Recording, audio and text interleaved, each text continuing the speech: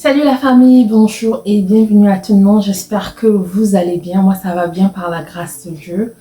Aujourd'hui, nous allons parler des principales causes du divorce. Je veux énumérer quelques points qui nous poussent souvent au divorce.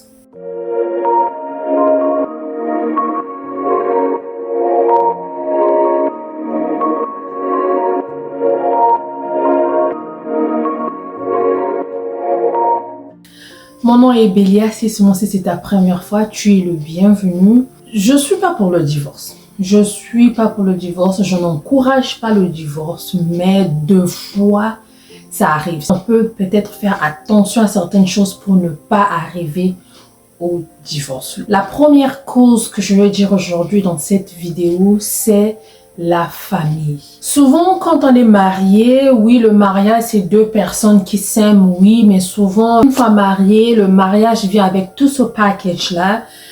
Le côté du mari, le côté de la femme, et on fait toute une grande famille. Surtout pour nous, les Noirs ou les Africains, on est élargi un peu, parce que peut-être chez le Blanc, c'est autrement. C'est lui, sa femme, il y a ses parents, oui, il y a les ceci, mais souvent, ces gens-là peut-être ont du mal à s'ingérer dans la famille que tu as créée dans ton mariage. Mais si tu es africain ou tu es noir comme moi, souvent, pas toutes les familles, mais souvent si tu tombes sur une famille, il peut arriver que tu peux tomber sur une famille qui s'ingère.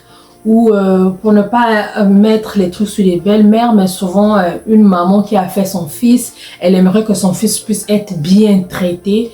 Ou deux fois ce qu'elle fait à son fils, elle trouve toujours que son fils est bébé, et quand son fils se met en couple avec une femme, ce que la femme fait, elle trouve toujours que c'est pas bien, que mon fils est maltraité et tout et tout. Donc souvent, il y a la famille qui s'ingère dans nos couples, qui pousse deux fois au divorce. Donc si ton foyer est influencé par la famille ou la belle famille ou le côté de la femme, ça peut être aussi du côté de la femme. Qu'on vient te dire tout le temps, toi le monsieur, non, notre fille, tu dois la traiter comme ça, tu dois la traiter comme ça, tu dois faire ceci pour notre fille, tu dois provide ceci, tu dois pouvoir la faire ceci, faire cela. Souvent, ça influence le couple, ça influence, et après, l'autre, l'une ou l'autre se fatigue à la fin. Une fois qu'on se fatigue, on se dit, ben, c'est comme ça, va épouser ta mère, va épouser ton père, ou va, pourquoi tu t'es mis avec moi et tout et tout. Donc souvent, la cause du divorce, deux fois aussi, c'est la famille. La deuxième cause que je veux parler aujourd'hui, c'est le côté sexuel. Le côté sexuel aussi, deux fois, pousse au divorce. Pourquoi?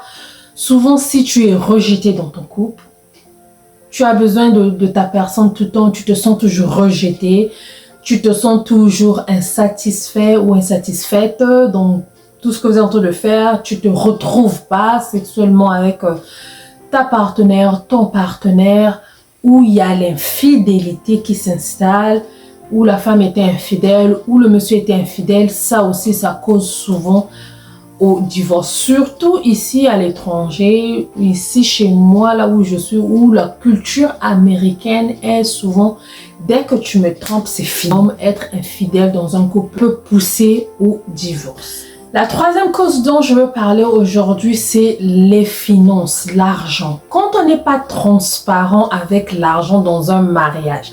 J'ai fait une vidéo, j'ai parlé des 5 types d'hommes que les femmes ont du mal à laisser partir. J'ai eu d'autres hommes qui m'ont dit, non, il faut jamais montrer l'argent à la femme et tout, oui.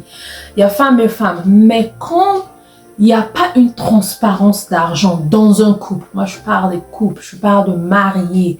Tu t'es engagé à te marier avec quelqu'un. Tu t'es engagé à donner ton corps avec quelqu'un. Donc, c'est pas avec l'argent que tu pourras pas. Donc, quand il n'y a pas la transparence dans l'argent, les autres font les achats ou des choses en secret et tout, ça crée beaucoup de tension. L'argent, les finances, c'est vraiment une source de tension dans le mariage. Ou de fois quand l'homme ne gagne pas beaucoup, ou la femme ne gagne pas beaucoup, ou ça n'arrive pas à bien gérer le peu de finances que le couple a, ils ont du mal à gérer cela, ça crée beaucoup de tension dans un mariage. L'argent aussi peut pousser au divorce. Surtout, il y a des autres quand ils sont vraiment riches et ça trouve que non, il en profite trop de moi ou quoi que ce soit. Vraiment, l'argent est vraiment source de tension dans un mariage. Quatrième cause dont je veux dire aujourd'hui, c'est la mauvaise communication ou le manque de communication dans un couple. Je crie là-dessus. Je crie de la communication et le dialogue dans un foyer.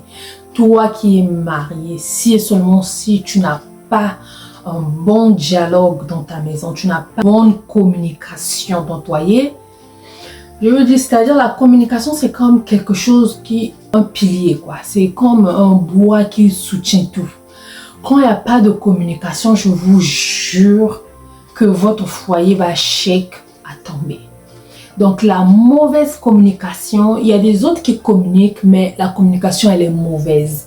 Dans le sens où on répète les mêmes choses, il ne faut pas faire ceci, il ne faut pas faire ceci, demain on refait encore, il ne faut pas faire cela, il ne faut pas faire ceci, on répète, on revient toujours sur les mêmes choses, il n'y a pas d'évolution. Ça c'est la mauvaise communication. La bonne communication est que quand on parle de quelque chose, on trouve la solution et on applique la solution. Quand vous appliquez cela, ça va marcher. Mais si seulement si on revient sur la même chose comme un enfant, un bébé, que tu dois dire porte ta couche, ou bien mets tes sandales, lave les mains avant de manger. Après, à la fin, on se fatigue. Donc, la mauvaise communication, manque de communication dans un mariage pousse aussi au divorce. L'autre cause que je vais parler aujourd'hui, c'est la violence. La violence pousse vraiment au divorce. Moi, je n'encourage pas la violence. Que ce soit sur l'homme, que ce soit sur la femme, je n'encourage pas la violence parce qu'il y a beaucoup de gens qui ont perdu leur vie là-dessus. Hier, j'étais sur YouTube, je regardais Congo-Brazzaville sur Pointe-Noire. Une dame qui a été brûlée au 3e degré à Pointe-Noire, je crois que c'était à Ngoyo, une ville de Pointe-Noire, Ngoyo. Pour ceux qui savent, peuvent savoir, une dame a été brûlée au 3e degré par son conjoint. Ce conjoint-là, je ne sais même pas s'il avait épousé. Même si tu m'épouses, me brûler au 3e degré, même si tu m'as trouvé avec des hommes, ou bien un homme je suis en train de faire l'adultère, me brûler jusqu'au 3e degré. Pourquoi? C'est-à-dire que la violence, pour moi, ça ne marche pas. Tu as tout essayé, tu ne veux plus. Laissons les autres partir. Laisse-la partir, va pour toi. Tourne la page, va chercher quelque chose d'autre que de tuer l'enfant de trouver, parce que frapper, tu ne sais pas où est-ce que tu vas les frapper.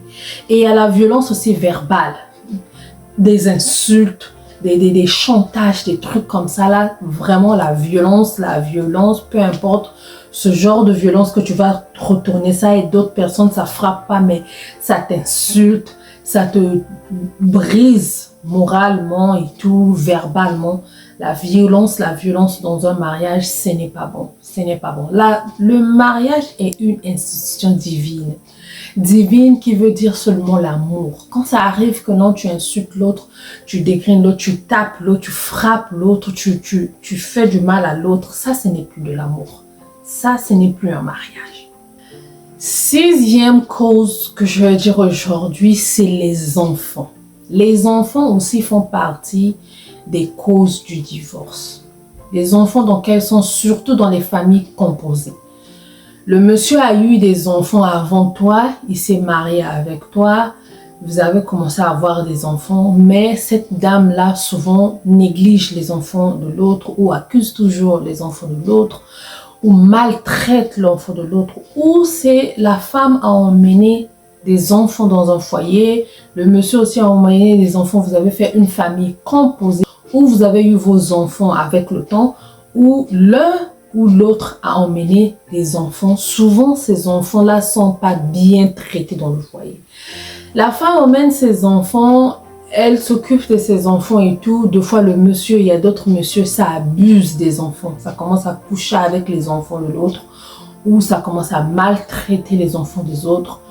Vraiment, les enfants sont vraiment aussi une source de tension parce que moi, une femme, une maman comme je suis et qu'aujourd'hui, je suis plus avec mon mari, je me remets avec un autre mari et il n'aime pas mes enfants, je ne veux pas rester dans ce foyer-là.